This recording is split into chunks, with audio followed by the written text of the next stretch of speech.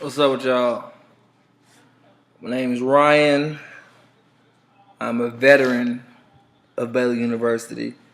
I say veteran rather than alumni because my student loans are so high.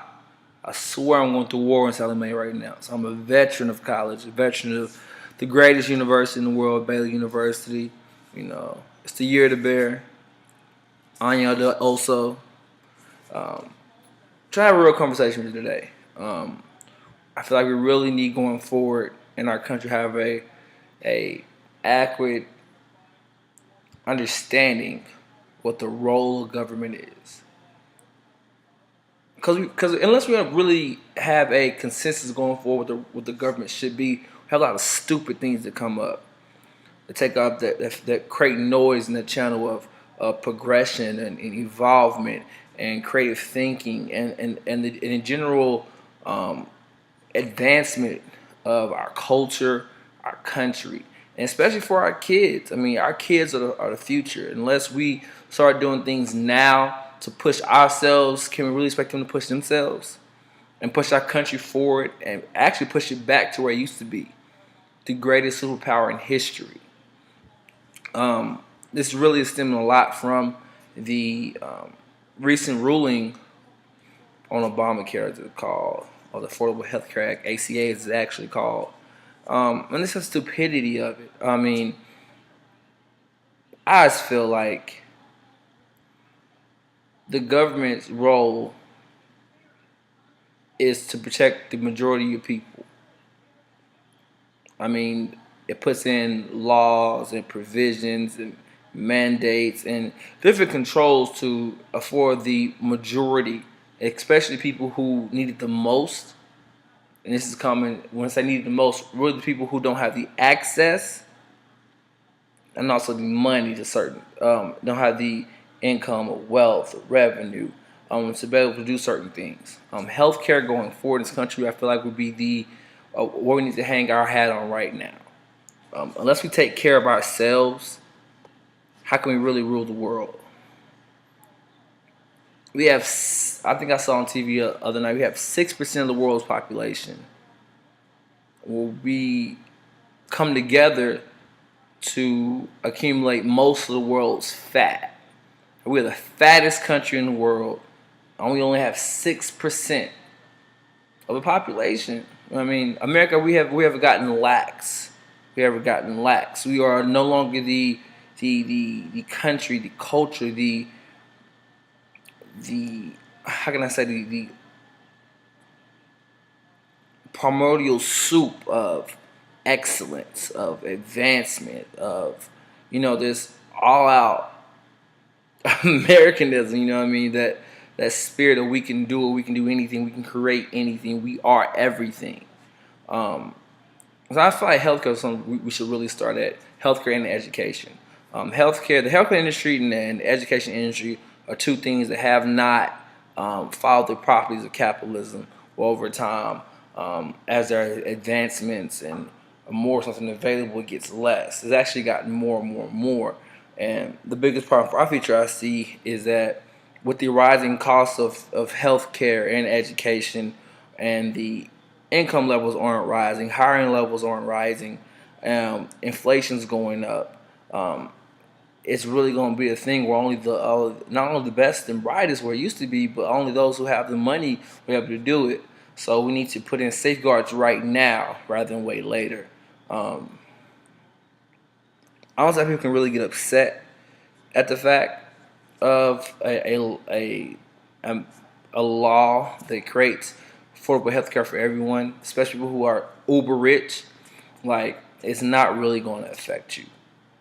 The people who seem to be arguing the hardest, people who have, and when I say uber rich, I'm talking about really relative.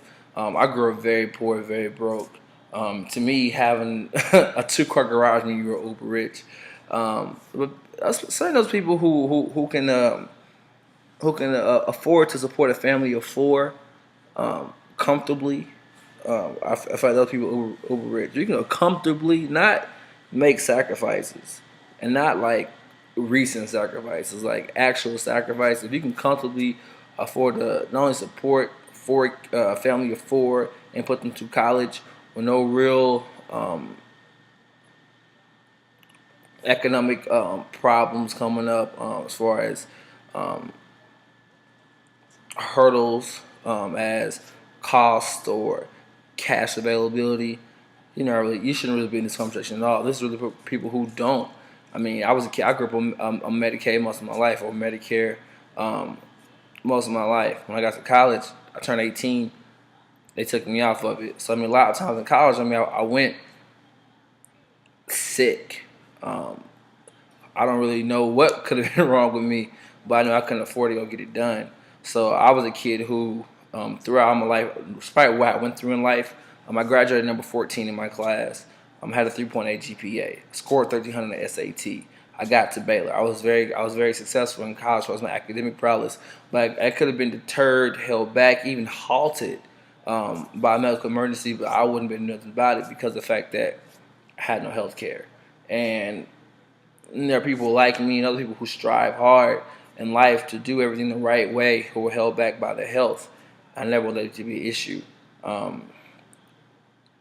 What's crazy that a lot of people who don't complain about paying for insurance. I mean, you pay for car insurance every month. That's if you. Let's say like you pay like $100 a month. How often do you actually use your car insurance? And if you do use, your premiums go up. I mean, at least with the health insurance, you get checkups, you get dental checkups, you get eye exams. At least you get things that actually help you out. Car insurance, you can only use it if you get in an accident. I mean, come on. At least put money. So what you're telling me is you have a problem putting 60 to 100 or to some people even $150 a month on a depreciating asset, but you have a problem put that money towards your own life.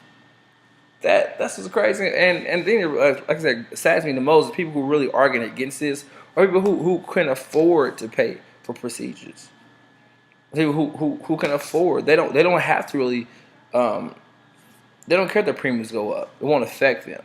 I mean, it's not the people whose families get affected by increasing premiums, who get affected by pre-existing conditions, who can't afford it, who have company-sponsored health care, where they're, if they get sick, that's it. Their whole life savings is gone. And it's just disgusting for me. I feel like everybody should want the greater good. Not really what helps you out, but what helps the country out. What would be the greatest good in the country? Those who have the least access. All our laws, all our manners should be passed to help those who have the least access. I'm not talking about welfare, just giving them everything. I'm just saying helping somebody out. It's all. It's all. And Americans in the country, we are known for helping out people. You know what I mean? If anything happens in the world, the first thing they look for to aid is America. But it's sad that Americans can't look to America itself for that same kind of aid.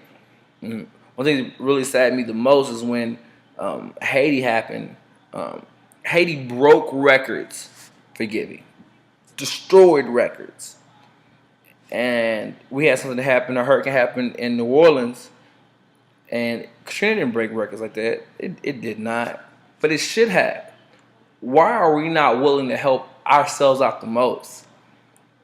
I mean, America is a very crazy place. You can go from literally street, block to block and see two totally different worlds. I grew up out in North Dallas off of Park Lane and Skillman or Lamanda. And back when I was growing up, it wasn't the greatest place. And I always heard about the school at Southern Michigan University that was in some place. I eventually found out it was in Dallas. I didn't know where it was in Dallas. I literally grew up 10 minutes away, one of the top universities in the nation, and I never knew it. We never got taken on field trips there. I never knew it existed. I never knew where Highland Park actually was most of my life. And that's sad. You know, I mean, you think you would want to expose kids to a university institution, a opportunity that SMU is. Especially me. I mean, I was in a talent gift program in DISD. I was very bright. I was involved a lot, but I was never even told, never even known that I could go there. So I mean, I feel like we really need to have these conversations in our and with ourselves first, and then talk to other people about what will the role of our government be. If it's not a furthering, if it's not a opening, if it's not a really an advancing of American excellence, then what do you really want it to be?